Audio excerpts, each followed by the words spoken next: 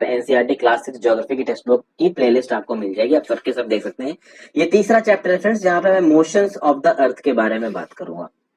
इससे पहले मैं सेकंड चैप्टर में हमने लैटिट्यूड्स और लॉन्गिट्यूड्स की बात की थी। देखिए फ्रेंड्स, जब भी अर्थ की बात होती है दो तरीके के मोशन होते हैं, एक है रोटेशन, दूसरा है रेवोल्यूशन। रोटेशन में क्या होता है कि अर्थ अपने एक्सिस के चारों तरफ घूम रहा है, वेस्ट टू ईस्ट, इसको आप बोलोगे रोटेशन। और जब अर्थ एक पूरा चक्कर काट रहा है, खासकर एक पूरा इलिप्टिकल चक्कर काट रहा है सन के चारों तरफ, उसको आप बोलोगे रेवोल्यूशन। तो अपने एक्सिस पे घूम रहा है रोटेशन, सन के चारों तरफ घूम रहा है रेवोल्यूशन। रेवोल्यूशन करने में उसको लगते हैं 365.25 डेज, यानी 365.25 दिन। और अपने एक्सिस के अराउंड घूमने में उसको लगते हैं 24 घंटे। 24 घंटे से शायद 4 मिनट कम लगते हैं, बट हम लोग अप्रोक्सीमेटली उसको 24 घंटे ही बोलते हैं। ठीक है, यहाँ पे एक रिप्रेजेंटेशन दिया गया है जिससे आप एक कैंडल को जला के और एक बॉल को लेके एक एग्जाम्पल ले सकते हो। यहाँ पे बस ये दिखाया गया कि आप उस बॉल पे एक पॉइंट मार्क करिए, जो टाउन एक्स समझ में आएगा। आप उस बॉल को अर्थ मान लीजिए, तो एक्स को आप डार्केस्ट में रखिए और एक्स के उल्टे वाले, मतलब जिस पॉइंट पे एक्स है, बॉल के जिस पॉइंट पे एक्स है, बॉल का दूसरी तरफ कैंडल की तरफ करिए और उसको घुमाते हुए आगे की तरफ घुमाइए। तो जैसे जैसे आप घुमाते जाओगे आप देखोगे कि एक्स रोशनी में आएगा, फिर रोशनी से बाहर जाएगा, फिर रोशनी में आएगा, फिर रोशनी से बाहर जाएगा। तो ये जो डेज बीतते हैं ना, डेज आती है, नाइट्स आती है, डेज आती है, नाइट्स आती है, वो हम इस एक्टिविटी में कर रहे हैं। अब देखिए, अर्थ का जो एक्सिस होता है, जिस एक्सिस के अराउंड अर्थ घूमता है, बेसिकली वो एक्सिस एक इमेजिनरी लाइन है।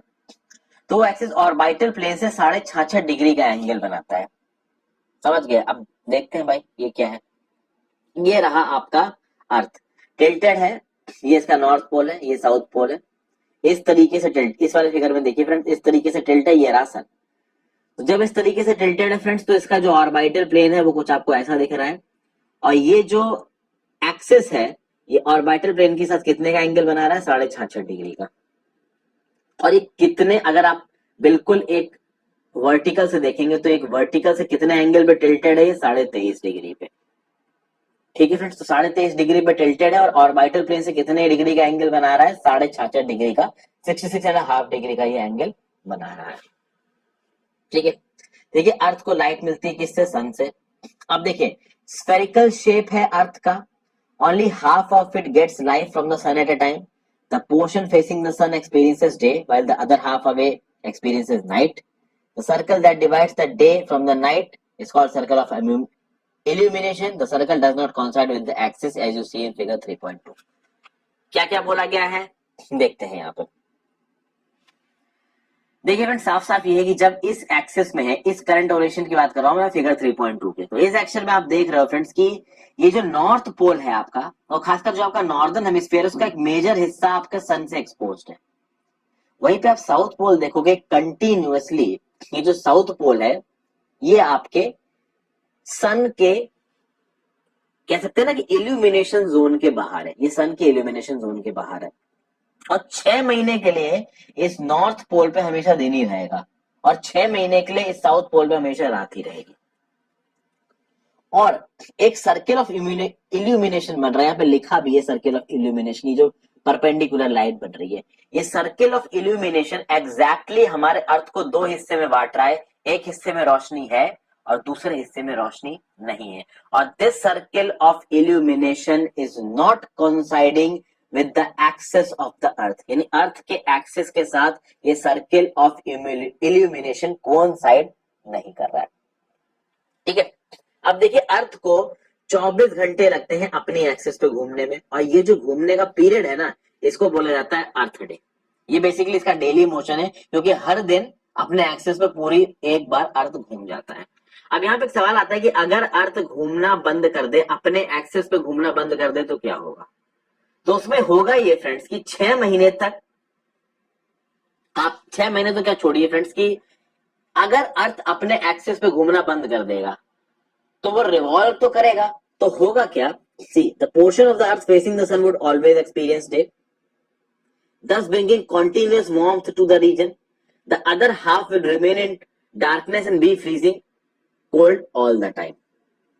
Life would not be possible in such extreme circumstances. हो क्या रहा है फ्रेंड्स कि देखिए 6 महीने तक आपको पता है 6 मंथ तक वो जो आपका अर्थ है उसका जो नॉर्थ पोल है, यहां पे देखिए, इसको इस तरीके से समझने की कोशिश कीजिए, थोड़ा सा ट्रिकी है, ध्यान दीजिएगा। ये नॉर्थ पोल तो सन से एक्सपोज रहेगा 6 मंथ तक, मतलब ये 6 महीने बीत जाएंगे तो ये साउथ पोल सन से एक्सपोज रहेगा 6 महीने तक। ये चीज आपको समझ में आ गई। अपने एक्सेस पे घूम रहा है ना फ्रेंड्स, तो अपने एक्सेस पे घूमने की वजह से ये हो रहा है कि ये जो बीच के लैटिट्यूड्स आ रहे हैं, यहाँ ये वाले लैटिट्यूड्स जो है, यहां से लेके आप यहां तक की बात कर लीजिए, इन लैटिट्यूड्स को रेगुलरली डे और नाइट मिल रही है। रेगुलरली डे और नाइट जब इनको मिल रही है तो अप्रोप्रिएट अमाउंट ऑफ लाइट इनको मिल रही है और यूनिफॉर्म डिस्ट्रीब्यूशन हो रहा है। अब हो ये रहा है कि अगर ये अपने एक्सेस पे घूमना बंद कर देगा, समझिएगा, अगर ये अपने एक्सेस पे घूमना बंद कर देगा तो यार एक ये जो साइड है ना, ये वाली साइड 6 महीने के लिए ये वाली साइड सन को एक्सपोज रहेगी और 6 महीने के लिए ये वाली साइड सन से दूर रहेगी। फिर अगले 6 महीने में क्या होगा कि 6 महीने के लिए दूसरी वाली साइड सन को एक्सपोर्ट हो जाएगी और जो नहीं थी वो हट जाएगी। आप समझ रहे ना कि जो साइड अभी सन को एक्सपोज है वो 6 महीने तक एक्सपोज रहेगी, बाकी साइड नहीं है। और जब 6 महीने बीत के दूसरी साइड चला जाएगा तो जो जिस तरफ अभी लाइट पड़ रही है उस तरफ लाइट नहीं पड़ेगी, वो कंप्लीट डार्कनेस में चला जाएगा और जो अभी डार्क है वो समय कंप्लीट इल्यूमिनेशन में जाएगा। होगा इस तरीके की, इससे एक्सट्रीम कंडीशंस बन जाएगी। जहां पे लाइट पड़ रही है 6 महीने के लिए वो बहुत गर्म हो जाएगा और जहां पे 6 महीने की लाइट पड़ ही नहीं रही है वो बहुत ज्यादा ठंडा हो जाएगा और ऐसी एक्सट्रीम कंडीशंस में life will not be possible. समझ गए? इसलिए rotation is very important for sustaining life on earth.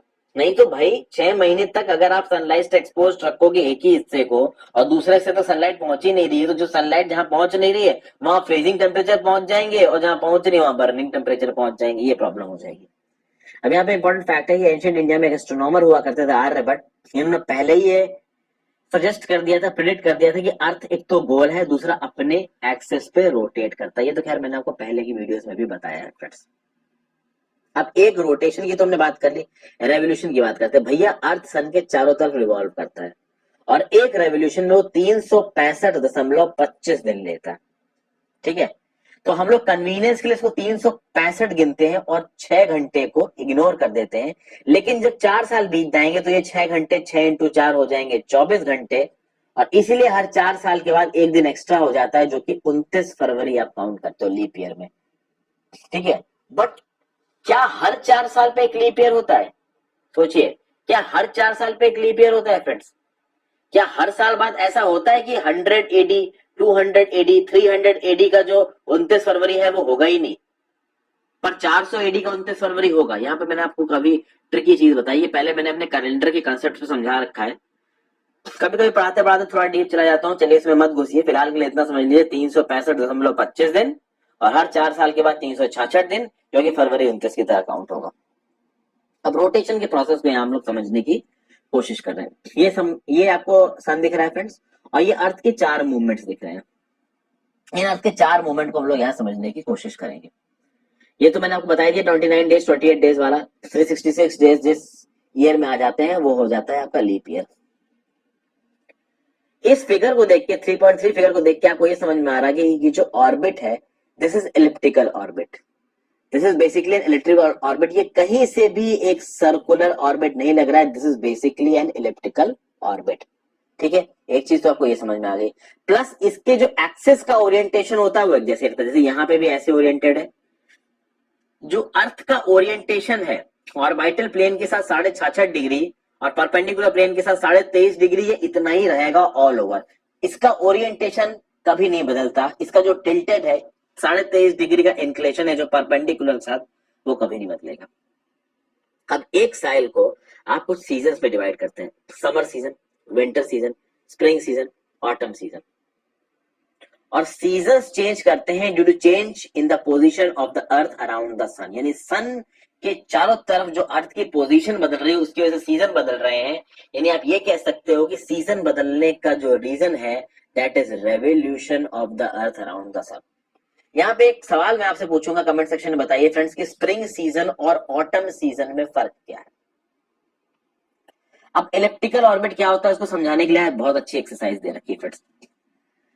आप एक काम करिए, एक पेंसिल लीजिए, 2 पिंस लीजिए, उन 2 पिंस को आपने यहाँ पे बना एक कार्डबोर्ड के अंदर चिपका दिया। ठीक है, एक थ्रेड का लूप लीजिए, बंधा हुआ, मतलब एक लूप में है थ्रेड, उस थ्रेड को इन दोनों पेन्स के उस पे फंसाइए और फिर जो अपने पेंसिल की लेड है उसमें तीसरा एंड फंसा दीजिए और उसको टाइट रखिए इस लूप को। तो जब आप इस लूप को टाइट रखोगे फिर उससे आप एक सर्कल बनाने की कोशिश करो, तो आप देख रहे हो कि थ्रेड, ये जो दो थ्रेड की लेंथ है ना, ये कंटिन्यूअसली चेंज होती रहेंगी और इससे जो फिगर बनेगा that will not be a circle, that will be N ellipse. Circle में क्या होता है फ्रेंड्स कि सर्कल का कोई भी पॉइंट सेंटर से बराबर डिस्टेंस रखता है, पर यहां नहीं होगा। अगर यहाँ पे सेंटर है ना तो अलग अलग पॉइंट्स आएंगे, एक जगह पेरिजी आएगा, एक जगह अपोजी आएगा। तो जो इलिप्स का आउटर सरकमफ्रेंस है वो सेंटर से इक्वल डिस्टेंस पे हमेशा नहीं रहेगा, तो इस चीज को बोलते हैं इलिप्स। तो सर्कल अगर ऐसे बन रहा है तो इलिप्स कुछ ऐसा बनेगा, और इलिप्स के ऑर्बिट में ये जो अर्थ है वो सन के चारों तरफ घूमता है।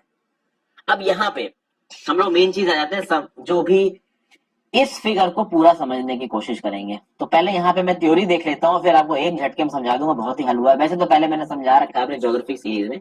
यहाँ देख लेते हैं। देखिए 21 जून को नॉर्दर्न हेमिस्फीयर टिल्टेड होता है सन की तरफ। तो जो सन की रेज है वो डायरेक्ट ट्रॉपिक ऑफ कैंसर पे गिरती है, जिसकी वजह से जो नॉर्दर्न हेमिस्फीयर है उसको हीट ज्यादा मिलती है। लेकिन the areas near the poles receive less heat as the rays of the sun are slanting, ये मैं आपको पहले बता चुका हूं। चूंकि north pole is inclined towards the sun and places beyond the arctic circle experience continuous day light for 6 months. Since a larger portion of northern hemisphere is getting light from the sun, it is summer in the regions not to the equator. Longest day and shorter night 21 जून। और southern hemisphere में सारी conditions reverse हो जाएंगी, वहां ठंडी हो जाएगी, light लंबी होगी और डेज छोटे होंगे। क्या बोला देखते हैं। बेसिकली समर सॉल्स्टिस की पोजीशन है। जल्दी जल्दी मैंने आपको बोल दिया फ्रेंड्स, अब ढंग से समझिए। ये रही वो समर सॉल्स्टिस की पोजीशन जो कि आती है 21 जून में। आप देखिए फ्रेंड्स, ये जो है ऊपर वो है नॉर्थ पोल, नीचे है आपका साउथ पोल। नॉर्थ पोल वाला जो हिस्सा है वो सन की तरफ टिल्टेड है, तो नॉर्थ पोल वाला हिस्सा सन की तरफ टिल्टेड है। तो फ्रेंड्स आप समझिए, यहां से लेके यहां तक, यानी ये जो यहां से लेके यहां जो मैंने अभी एरो बनाई, जो 6 महीने का ड्यूरेशन है, इस 6 महीने की ड्यूरेशन में इस नॉर्थ पोल को लगातार सनलाइट मिलेगी। यानी कि यहाँ पे नॉर्थ पोल हमेशा इल्यूमिनेटेड रहेगा और इतने समय के लिए जो साउथ पोल है वो हमेशा अंधेरे में रहेगा। एक चीज आपको समझ में आई। अब चूंकि नॉर्दर्न हेमिस्फीयर सन से ज्यादा एक्सपोज्ड है, तो जो ट्रॉपिक ऑफ कैंसर है, तो इक्वेटर से ट्रॉपिक ऑफ कैंसर वाला जो इलाका है वह सनलाइट ज्यादा पड़ेगी और उसके ऊपर आप जाएंगे तो सनलाइट थोड़ी स्लांट होती जाएगी। तो चूंकि नॉर्दर्न हेमिस्फीयर में ज्यादा रेस पड़ रही हैं और आप कह सकते हैं कि अपेरेंट मूवमेंट ऑफ जो सन है वो नॉर्थ की तरफ हो गई है, तो ज्यादा गर्मी नॉर्दर्न हेमिस्फीयर को मिलेगी। मतलब ज्यादा गर्मी नॉर्दर्न हेमिस्फीयर को मिलेगी तो नॉर्दर्न हेमिस्फीयर में हो जाएगा समर और साउदर्न हेमिस्फीयर में हो जाएगा विंटर। तो समर सोल्स्टिस के टाइम पे नॉर्दर्न हेमिस्फीयर में होता है समर और साउदर्न हेमिस्फीयर में होता है विंटर। और इस समय पे सबसे लंबे दिन होते हैं नॉर्दर्न हेमिस्फीयर में, सबसे लंबे दिन होते हैं नॉर्दर्न हेमिस्फीयर में और सबसे छोटी रातें होती हैं नॉर्दर्न हेमिस्फीयर में। और जस्ट उसका उल्टा हो जाता है साउदर्न हेमिस्फीयर में। साउदर्न हेमिस्फीयर में यहाँ पे दिन सबसे छोटे हो जाते हैं, रातें सबसे लंबी हो जाती हैं। तो इसको बोला जाता है summer solstice. Exact summer solstice का दिन है 21 जून। समझ गए फ्रेंड्स? 21 जून सबसे बड़ा दिन होता है नॉर्दर्न हेमिस्फीयर में। और नॉर्मली जब ज्यादा सूरज आपका नॉर्दर्न हेमिस्फीयर में गर्मी फेंक रहा है तो जो दिन होंगे वो नॉर्दर्न हेमिस्फीयर में लंबे होंगे, रातें छोटी होंगी। वहीं पे साउदर्न हेमिस्फीयर में रातें लंबी होंगी, दिन छोटे होंगे। तो ये समर सोल्स्टिस का फिनोमेना आप समझ में आ गया 21 जून। ठीक है, आगे देखते हैं। 22 दिसंबर को ट्रॉपिक ऑफ कैप्रिकॉर्न पे डायरेक्ट रेस पड़ती है। अच्छा एक चीज और, 21 जून के ऊपर जो सन होता है ना वो ट्रॉपिक ऑफ कैप्रिकॉर्न के ऊपर डायरेक्ट चमक रहा होता है, इसलिए 21 जून को आपको समर सोल्स्टिस कहा गया है।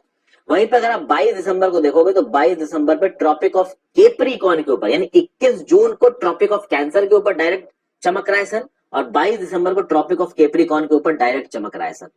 और साउथ पोल किसकी तरफ टिल्टेड है? सन की तरफ। अब सन रेज वर्टिकली फॉल कर रही है ट्रॉपिक ऑफ कैप्रिकॉर्न पे जो कि 13.5 डिग्री साउथ में है। तो भैया ज्यादातर जो लाइट है वो साउदर्न हेमिस्फीयर को मिल रही है। तो अब साउदर्न हेमिस्फीयर में समर हो जाएगी, यहाँ पे लंबे दिन हो जाएंगे, छोटी रातें हो जाएंगी। और नॉर्दर्न हेमिस्फीयर में क्या होगा? रातें बड़ी हो जाएंगी, दिन छोटे हो जाएंगे और इसको बोला जाता है विंटर सोल्स्टिस। देखिए यहाँ पे कहां पहुंच गए हम लोग। हम लोग पहुंच गए हैं यहाँ भैया विंटर सोल्स्टिस 22 दिसंबर।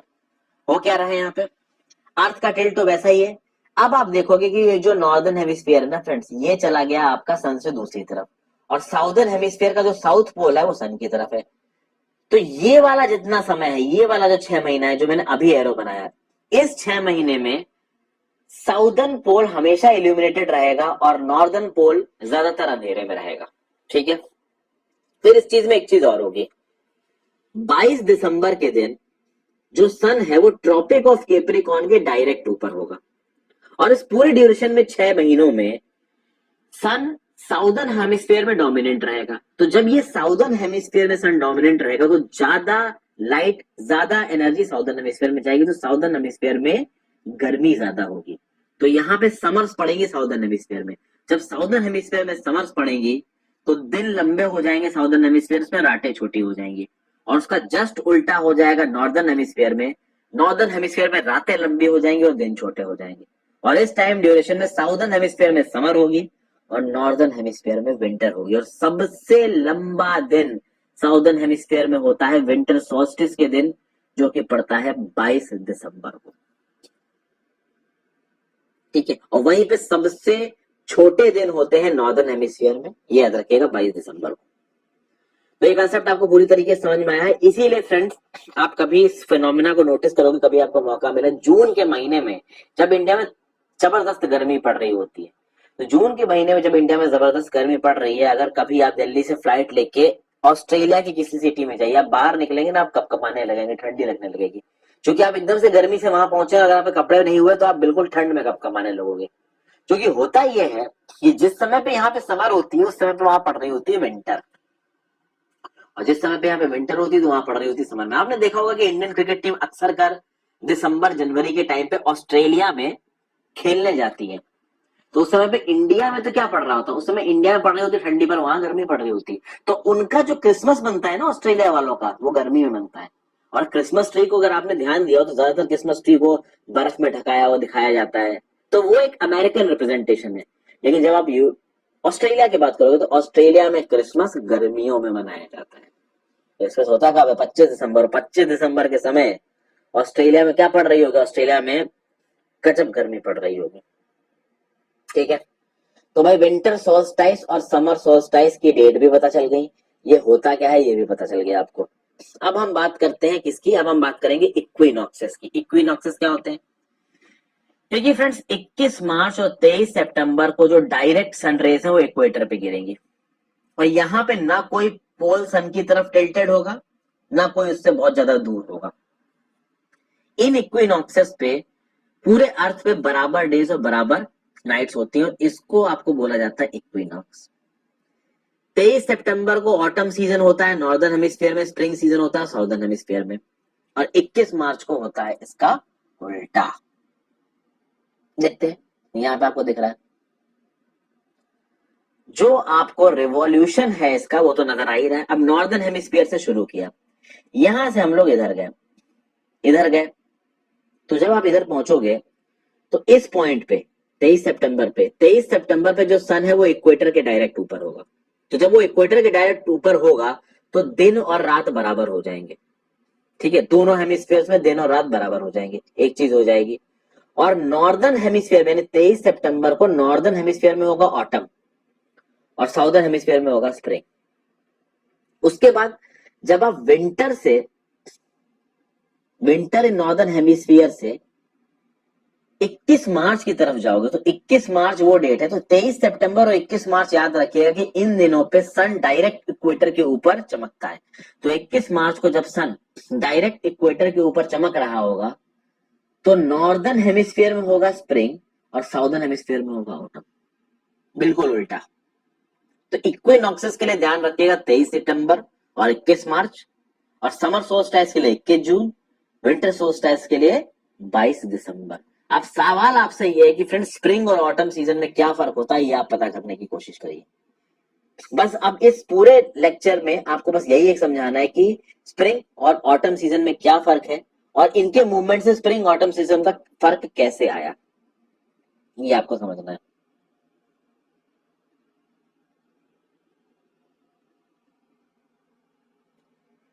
तो अब आपको यहाँ पे समझ में आया फ्रेंड्स एक सबसे इंपॉर्टेंट चीज कि दिन और रात जो हो रही है वो हो रही है भाई रोटेशन ऑफ द अर्थ की वजह से, और जो सीजन बदल रहे हैं ना वो बदल रहे हैं रेवोल्यूशन ऑफ अर्थ की वजह से।